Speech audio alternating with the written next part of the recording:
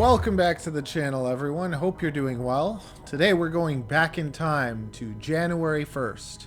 If you've been around, you know that on December 31st of 2021, I decided that I wanted to take my drone and fly through this like staircase thing.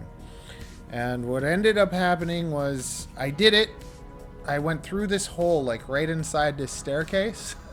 I dove through it and it was beautiful. And I did it like 3 times. It was my first time using a drone with an action cam on it. I was flying the Crux 35 analog, and I did it like 3 times and it was super exciting. And then there were a pile of kids running around near where I was like flying. Not like I'm flying around here and they were close to where my body was.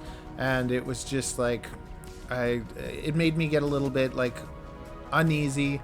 But then, so I'm like, you know what, I'll do one more dive. I'm gonna dive through it one more time, and then that's that. And I went and I did my last dive, and sure enough, I lost the drone, I lost the action cam, I lost basically everything. And I spent hours like trying to find it and I couldn't find it. So I figured, you know, the next day I'm going to go with my digital drone and I'm going to find it. So now I'm flying around with my digital patch ray. It's probably my favorite sub 250 drone right now. And I'm flying with the MIPI RunCam camera. And this was my first time using the MIPI camera. I didn't have my canopy. My canopy was kind of showing, so I zoomed in a bit. So when you're looking at this picture, you're seeing the picture zoomed in a little bit so that you don't have to see the edges of the canopy. And now I'm just kind of trying to like fly around slowly and find my missing drone.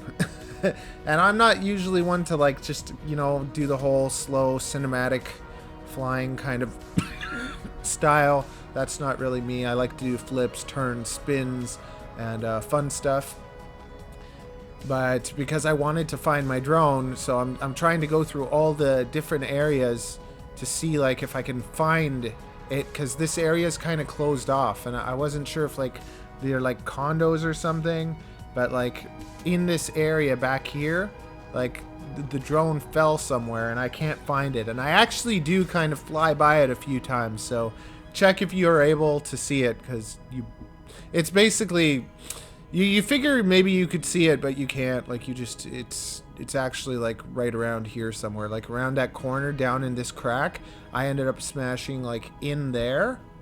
So it's like, it's actually right there. Like there's the arms. It was on the left side there. And then the body of my broken drone is sitting on the staircase right here that we just passed. But it's tricky to kind of like fly in these areas, and if you mess up and have an accident or something, you're not able to get it because it's all locked off. So it was just like I wanted to do some reconnaissance, see if I could like find it, because this whole area is part of like the AGO.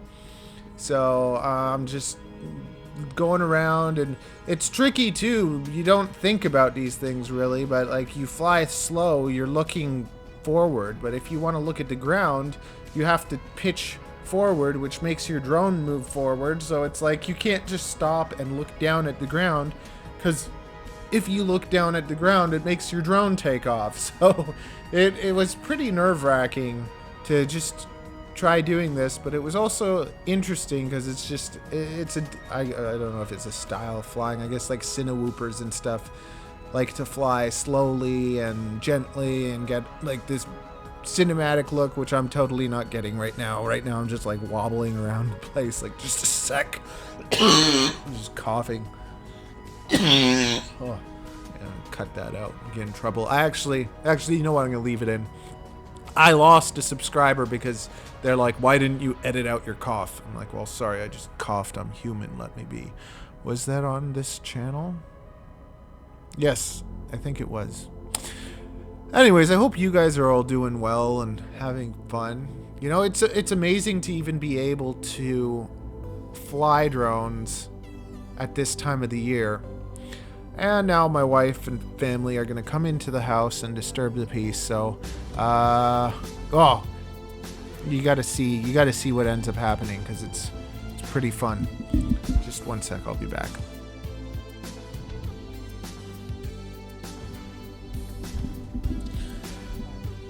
Yeah, so going back here, if I drop the drone or something, I can't go pick it up because it's all locked up. And the story will continue. Like, I don't want to like give away everything because it's like we're going on this journey together, this 3-4 video story of what ended up happening, because it was pretty nuts. Because it's like, I don't know, you go with your, it was a brand new drone, and then I got the Runcam Action 5 on it, and I lost the drone. It's gone, right? And all that stuff means something to you. Well, my first action cam. And I want to just tell you the rest of the story, but you have to see what happens. It's so exciting. So now here I am looking around, like, I wonder if maybe like it fell down and is in the gutter, or like is it on the stairs there somewhere? Like, I'm trying to go around and just look down, but like I said, as soon as you look down, you start moving faster. So it's like, is it in one of these gutters on the ceiling? It's like, how far could it be? Basically that stairwell, I went right down it, and it should be somewhere. Also, thank you to all the new subscribers. It's all wonderful how this channel's been growing pretty quickly, so I appreciate all of you. And what else was I going to say? I had some other thoughts. Yeah, working on trying to learn 3D printing. Any of you guys into 3D printing? If you know how you learned and good courses or whatever. It just, like, I don't really want to learn how to use Fusion 360. I want to be able to use Fusion 360 to just be able to like build drone frames. Or it's like, I wish I had a friend that could just, you know, look at my design and just build it for me. But it's just, it's tricky to have to learn all sorts of new things. But that's what's neat about FPV too. It's like you get into this hobby where you have to learn how to like program drones and build them and solder, and I like all the building and soldering and stuff, but it just, I have a really hard time with programming. And like, you know, you do all your settings and one setting's off, or your motors are reversed and you didn't put it, and then you're spending like hours trying to figure out what the heck is wrong. So it's nice when you have friends that are able to do it with you, and I've been introducing a couple of my friends into the whole FPV world. But there's so many people in the States that seem to always be around together, having fun, flying together. So I envy you guys. I'm all alone, trying to find my missing drone. Anyways, something exciting is going to happen very soon.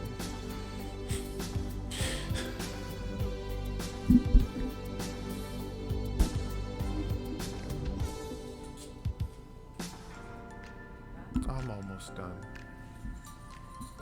It's just I don't know what to say. Sometimes I just don't know what to say.